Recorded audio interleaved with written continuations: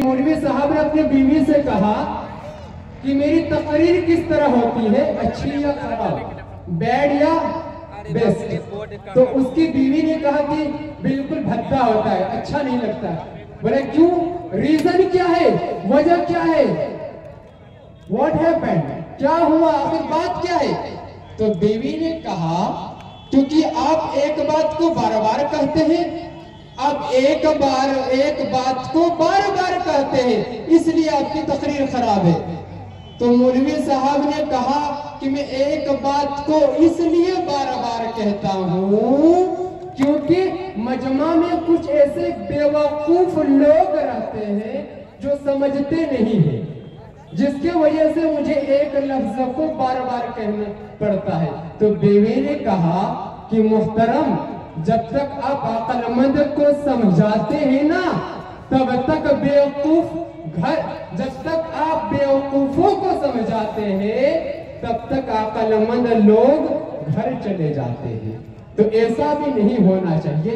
मैं सबसे पहले मैं डेकोरेटर वाले से कहना चाहता हूँ कि हमारी ये तलबा-ए इज़ाम बैठे हुए हैं, हम सब इस मदरसे के एक तालिब इल्म है, यानी मैं एक तालिब इल्म हूँ और ये सब भी।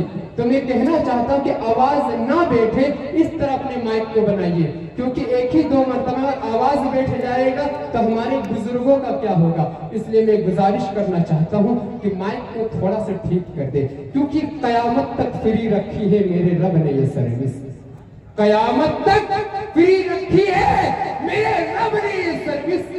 ये वो मोबाइल है, मेरा मोबाइल कहाँ है, अच्छा उधर, ये वो मोबाइल है जिसमें कोई जामर नहीं लगता, कयामत तक फ्री रखी है मेरे रब ने ये सर्विस। ये वो मोबाइल है जिसमें कोई जामर नहीं लगता, और किसी भी कोने से भेजो सलाम उन तक, और किसी भी कोने से भेजो सलाम उन तक, मेरे नबी से बात करने में कोई टावर नहीं लगता। मौसूफ से मैं गुजारिश करना चाहता हूँ, उसके बाद अबू तालिब वो आइए और हम तमाम के सामने नबी पाक जनाब मोहम्मद रसूलुल्लाह सल्लल्लाहु अलैहि वसल्लम का तारीफ गोई पेश करें।